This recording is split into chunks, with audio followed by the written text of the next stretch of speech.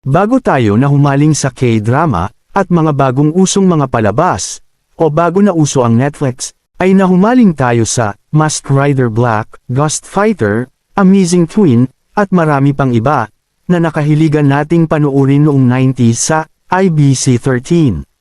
At syempre bago na uso ang YouTube, at bagong-bago pa lang, ang aking channel kaya siguraduhin mo nang nakasubscribe ka, at pakipindot na rin ang subscribe button, para lagi kang updated sa mga susunod nating video.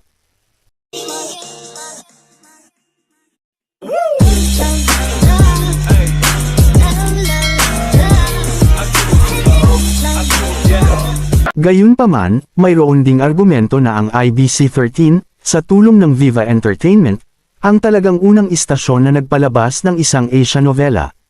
Ilang buwan bago dumating ang Meteor Garden, ipinalabas ng IBC13 ang isang Taiwanese action series na tinatawag na Amazing Twins. Bakit ganyan ang mukha mo? Ngayon ka na ba umalis ng bahay? Hindi ah. Teka nga pala, nagpaalam ka na ba sa iyong nobya? Hindi ko nobya ang babaeng yun. Kapag pinaalam ko, hindi ako makakaalis. Sa tingin ko hindi ka na makakaalis. Bakit naman? Ha? Narito pa ang mga programa ng IBC13 na nostalgic sa iyo dahil naging parte na sila ng iyong masayang alaala at ng iyong nakaraan. Kanilang strength inside. Ngayon nakapasok yung kanilang twin powers. Batala si Alan Kaydik, hindi tubira ka sa labas, sinaksak niya sa loob. Ang tunay na pangalan ni Congressman Bongbong Marcos. Ferdinand, Ramon, Robert, Philip. A. Ferdinand. Final answer? Final answer. A. Ferdinand is correct.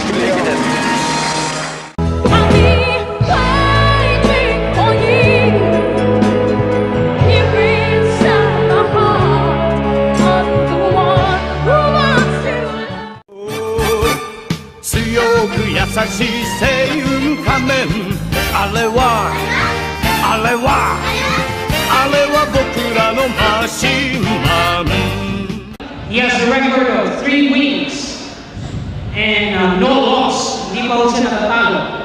Manny Pacquiao.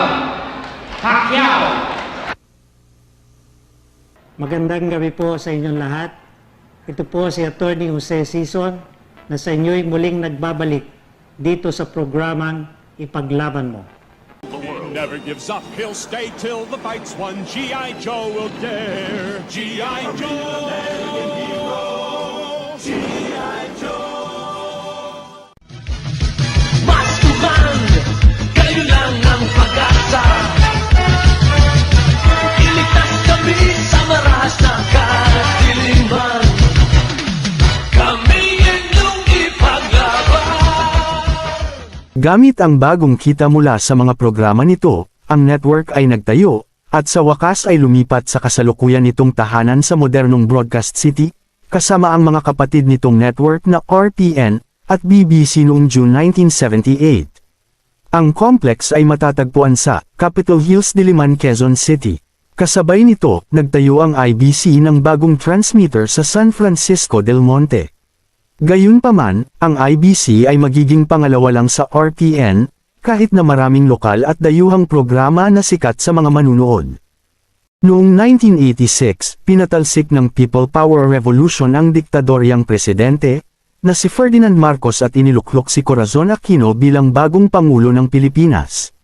Kasunod ng mga pangyayaring iyon, ang IBC, RPN, at BBC, ay nasequester ng Presidential Commission on Good Government, dahil sa pagiging bahagi umano ng crony capitalism sa ilalim ng rehimeng Marcos.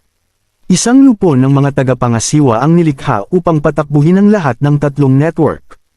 Ibinalik ni Pangulong Aquino ang IBC at RPN sa Government Communications Group, at sa pamamagitan ng isang executive order, iginawad ang Channel 2 frequency ng BBC sa ABS-CBN. Nang magsara ang BBC noong March 20, 1986, parehong natanggap ng IBC at RPN ang karamihan sa mga empleyadong lumikas nito, na humantong sa pagdoble ng mga gastos ng network, at 3 beses na pagtaas sa halaga ng programming. Pinabura ng mga line-produced na palabas at co-production venture kasama ang ilang malalaking kumpanya ng pelikula tulad ng Viva, Regal, at Seiko, bukod sa kanilang mga programang ginawa ng istasyon. Noong 1987, muling gumawa ng bagong slogan ng IBC13, Life Begins at 13, na kilala para sa butterfly logo. Sa panahong iyon, ang IBC ay natalo sa kompetisyon ng rating, partikular na mula sa ABS-CBN, na tumaas sa numero 1 noong 1988. Ang mga nangungunang palabas ng IBC ay lumipat sa mga kalabang network, gayunpaman, nakakuha ito ng tagumpay nang makuha nito ang programang Loveliness, na pinagbibidahan ni Alma Moreno, mula sa ABS-CBN noong 1988. Gayunpaman, tumaas ang halaga ng mga programa, talent fee, hanggang sa hindi na kaya ng IBC na mag-produce ng sarili nitong mga palabas, maliban sa mga news and current affairs programming, at special events nito. Noong May 27, 1994, inilunsad ng IBC ang bagong slogan nitong Pinoy ang dating, na may music video na nagtatampok kay Grace Nono.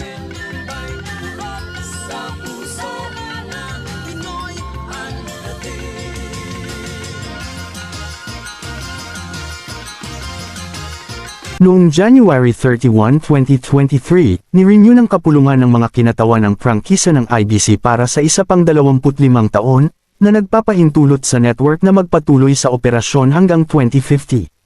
Nakakalungkot man na hindi na nakabalik sa pagiging number 1 ang IBC13, pero ang kanilang mga alaala ay mananatili na sa ating kasaysayan.